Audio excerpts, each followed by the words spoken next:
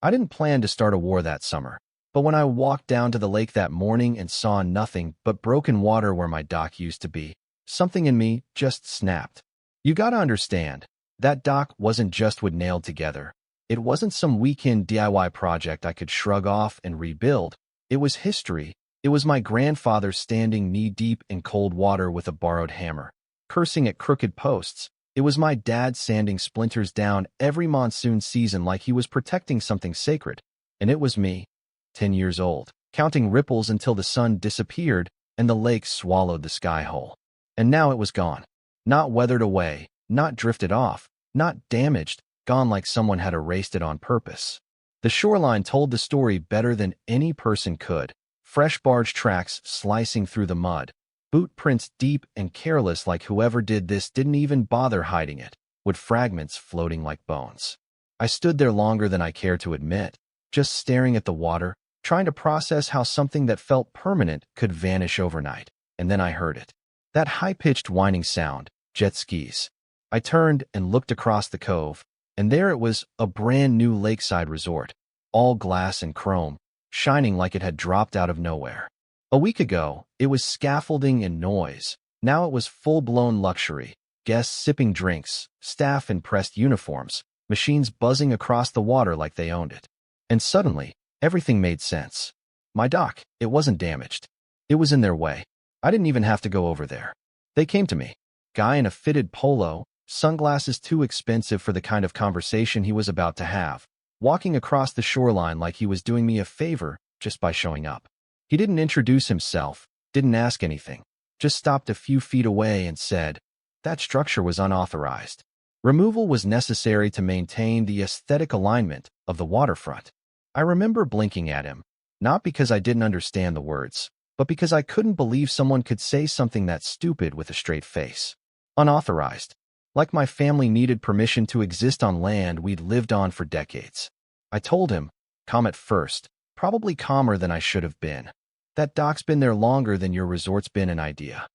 He smiled, one of those tight, rehearsed smiles, and shrugged like it didn't matter. Unfortunately, it doesn't appear on any current development plans. And there it was. That was the moment I realized, to people like him, if something isn't on paper, it doesn't exist. Memories don't count. History doesn't count.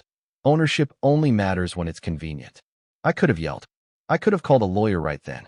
But instead, I just nodded slowly, like I understood, and let him walk away thinking he'd won. That night, I didn't sleep. Not really. I kept replaying the whole thing in my head. The dock, the guy, the word unauthorized. And somewhere in that loop, something clicked. Not anger, clarity. So the next evening, I took a walk.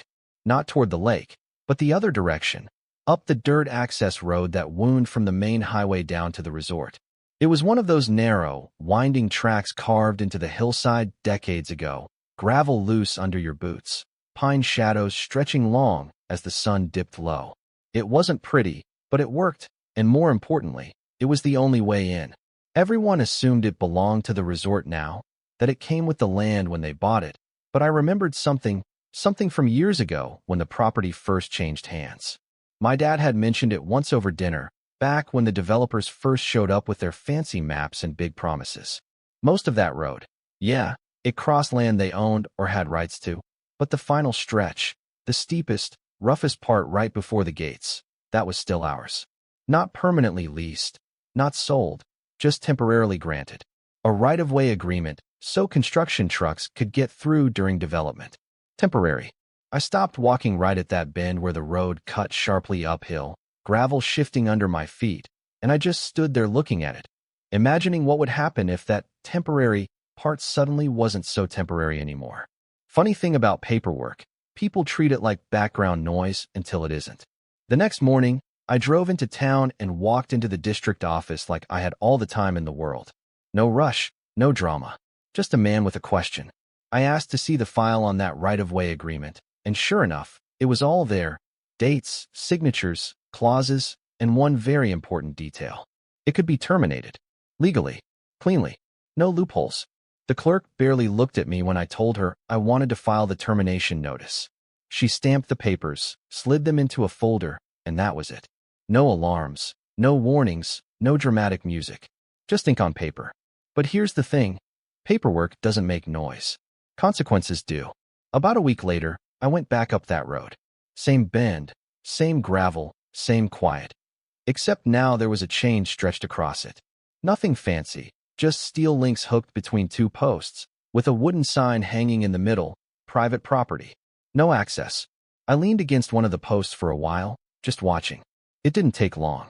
First came a delivery truck, slowing down, driver leaning out the window like maybe he could just squeeze past.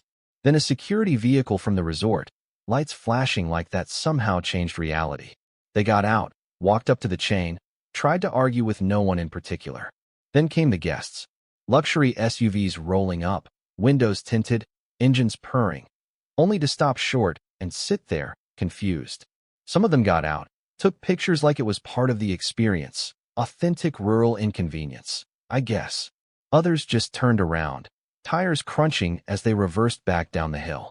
And I just stood there, not smiling, not celebrating, just watching the first cracks form in something they thought was untouchable. Because here's the truth they hadn't figured out yet. They didn't just remove a dock. They removed the wrong one. All right, let me pause the story for a second, because what happened here isn't just revenge. It's actually a textbook case of how people misunderstand property rights, and how that misunderstanding can come back and bite hard. According to standard procedure, when developers build something like a resort in a semi-remote area, they often rely on what's called a right-of-way agreement. That basically means, hey, we don't own this piece of land, but we have permission to use it for now. And that for now part, that's where everything lives or dies. From a legal perspective, if that agreement is labeled temporary, and most of them are during construction phases, it can be revoked by the landowner, as long as the terms allow it. No drama, no negotiation required, just paperwork, which is exactly what I filed. Now here's where it gets interesting. This is a psychological trap a lot of developers fall into. They operate on scale, big buildings, big investments, big timelines. So they start assuming control equals ownership. And once that mindset sets in, they stop double-checking the small things, like whether the road they depend on is actually theirs. And that's the shift. The moment they destroyed my dock, they weren't just removing an obstacle. They were revealing how little they actually understood the ground they were standing on. So yeah, once that chain went up, everything changed. And I don't mean slowly, I mean overnight. Like someone flipped a switch and suddenly the entire illusion that place was built on started cracking from the inside out. At first, they tried to play it off. You could tell. The resort still posted those polished videos online. Sunsets over the lake, cocktails clinking, captions about exclusive escape and seamless luxury experience. Meanwhile, back in reality, that seamless experience now included a 45-minute detour through a rocky forest trail that looked like it hadn't seen maintenance since the early 90s. I went back up to the bend a couple days later, just to check in, not like I had to, but curiosity, I guess. And what I saw? Man, it was chaos dressed up as inconvenience. There was a black SUV sitting crooked halfway down the slope, driver outside on the phone, pacing like he was trying to negotiate with gravity itself. A delivery truck had stopped short of the chain, engine still running, the driver just staring at the sign like if he looked at it long enough, it might change its mind. And then there was a couple, clearly guests, dragging their suitcases uphill, dressed like they were heading into a spa brochure, not a survival documentary. I leaned against the post again, same spot as before, arms crossed, just watching. Not interfering, not explaining. Because here's the thing. Once the system starts breaking, you don't need to push it. You just let it show people what it really is. By day 3, the complaints started leaking out. Not publicly at first. No, those kinds of places try to keep things contained. Internal emails, emergency meetings, staff scrambling to restructure logistics. But word spreads, it always does. Taxi drivers started refusing bookings. Not out of spite, out of self-preservation. That deter? One wrong turn and you're stuck, and no one wants to risk their car for a single fare. Food deliveries showed up late, or not at all. Fresh produce? Forget it. Laundry trucks got stuck halfway through the forest route, tires buried in mud like they'd been swallowed whole. And then came the guests. At first, it was confusion. Oh, is there another entrance? Then frustration. Why wasn't this mentioned? And finally anger. the kind that doesn't stay quiet. Online reviews started popping up. Not all at once, but steady. Beautiful view, terrible access. Great staff, but getting there is a nightmare. Wouldn't recommend unless you enjoy off-roading. You could almost feel the pressure building, not just from customers, but from inside. Investors don't like uncertainty. They definitely don't like logistics problems that don't have quick fixes. And this wasn't a quick fix. Because the problem wasn't the road. The problem was the assumption. About a week in, I noticed something new, security presence at the chain. 2 guards this time, standing there like they could somehow enforce their way through a legal boundary. One of them recognized me, gave me that look. You know the one, half annoyed, half desperate. "Sir, you can't block access like this," he said. I didn't even move. "Actually, I can." He opened his mouth like he had a script ready, then stopped. Because deep down he knew. This wasn't a misunderstanding. This was paperwork. And paperwork doesn't care how many people are inconvenienced. By day 10 things got worse. A wedding party showed up. Full-on event, guests, decorations, timing planned down to the minute. And they hit the same wall everyone else did. The buses couldn't make the climb, the alternate route wasn't an option, and suddenly you had people in formal wear walking. Uphill, in the heat, carrying shoes, dresses dragging through dirt, makeup melting under pressure that had nothing to do with emotions. I wasn't there when it happened, but I heard about it later, from 3 different people, all telling the same story with slightly different levels of disbelief. That's when I knew this wasn't just inconvenience anymore. This was damage. Real, measurable damage. And damage gets attention. 2 weeks after the chain went up, I was back down by the lake. Same spot where my dock used to be, same quiet water. Only now it felt different. Not peaceful exactly, but settled. Like something had balanced itself out. I heard footsteps behind me before I saw him. Same guy. Polo shirt, but no sunglasses this time. No smile either. Just tired. He stopped a few feet away, just like before, but the energy was completely different. No confidence, no control. Just someone who'd run out of options. "We need to talk," he said. I didn't turn around right away. Let the silence sit there for a second. Let him feel what it's like when someone else controls the pace. Then I looked over my shoulder. "Do we?" He exhaled slow. "We're prepared to make this right." That phrase. I almost laughed. Not because it was funny, but because it was predictable. This is what happens when power shifts. They don't apologize first, they negotiate. "What does right look like to you?" I asked. He stepped a little closer. "Careful now. We'll rebuild the dock. Better materials, reinforced structure, whatever specifications you want. We'll cover damages. Compensation for the removal, obviously." Obviously. I turned fully this time, facing him. "You mean the thing you called unauthorized?" He didn't answer that. Couldn't. Instead, he pivoted. "We'd also like to restore access to the road." There it was. Not a request. Not really. More like the actual reason he was standing there. I let a few seconds pass. Not for drama. Well, maybe a little, but mostly because I wanted him to sit in that moment. To understand that this conversation only existed because they created it. "The road wasn't the problem," I said finally. "You just didn't realize it wasn't yours." He nodded, tight. "We understand that now." Good. I walked a few steps closer to the water, looked out at the surface where my dock used to be. Small waves rolling in, tapping against the broken shoreline like they were waiting for something to return. Then I said it. Calm. Clear. No hesitation. "If you want the road back, here's what happens." He didn't interrupt. Didn't try to negotiate early. Smart move. "First," I said, "the dock gets fully restored. Not upgraded, not redesigned. Restored. Same footprint, same placement. You don't get to improve it into something that fits your aesthetic. You bring back what you took." He nodded. "Done." Second, legal recognition of my waterfront rights. In writing. Filed, recorded, permanent. No more unauthorized conversations. Another nod. Slight hesitation this time, but still. Done. And third, I paused, just long enough to make sure he was still listening. "That road you've been using? It's not temporary anymore. You want access, you pay for it. Permanent easement. Annual fee." That one hit. I could see it. Not shock. He expected something, but the weight of it. Because that wasn't just fixing a mistake. That was committing to a new reality. He looked down for a second, probably running numbers in his head, calculating losses versus costs, trying to find an angle that didn't exist. Then he looked back up. "All right," he said. Just like that. No argument. No counteroffer. No delay. And that's how I knew. We were past negotiation. This was surrender. We stood there for another moment, neither of us saying anything. The lake was quiet again, like it had been before all this started. "You'll have the paperwork by the end of the week," he added. "I'll be here," I said. He gave a small nod, turned, and walked away, slower this time.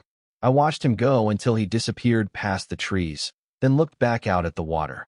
Funny thing is, I didn't feel victorious. Not really. Satisfied, maybe. Balanced. Like something had been corrected. Because this was never about getting even. It was about reminding someone that control isn't always where you think it is. And sometimes, the smallest piece of land is the one everything else depends on. So what's the lesson here?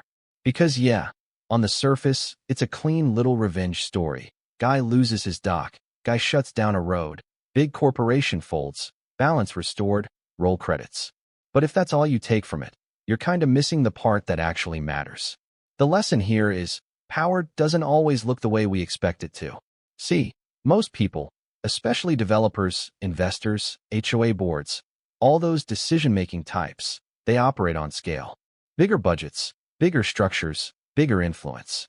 And over time, that scale creates this quiet assumption that they're in control of everything around them. Not just what they own, but what they depend on. And that's where things start to get dangerous. Because control without verification, that's not control. That's a guess. From a legal perspective, what happened in this story isn't rare. It just doesn't usually play out this clean.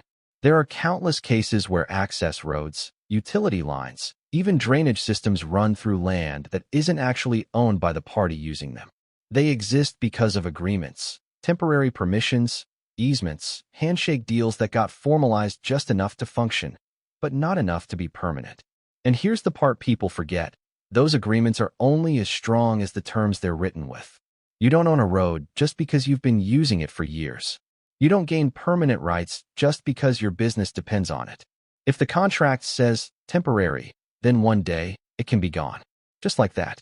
No warning required beyond what's written. Now flip that to the psychological side, because honestly, that's where this story gets really interesting. This is a psychological trap I've seen over and over again. When people build something big, they start to believe they've earned authority over everything in its orbit. Not intentionally, not in some cartoon villain way. It's subtler than that. It's convenience. It's repetition.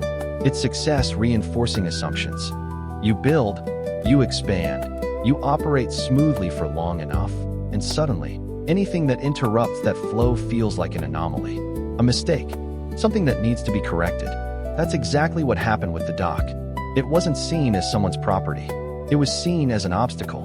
And once you frame something that way, removing it feels justified, necessary even. But here's the problem with that mindset. It blinds you to the fact that the obstacle might actually be connected to something much bigger, something foundational.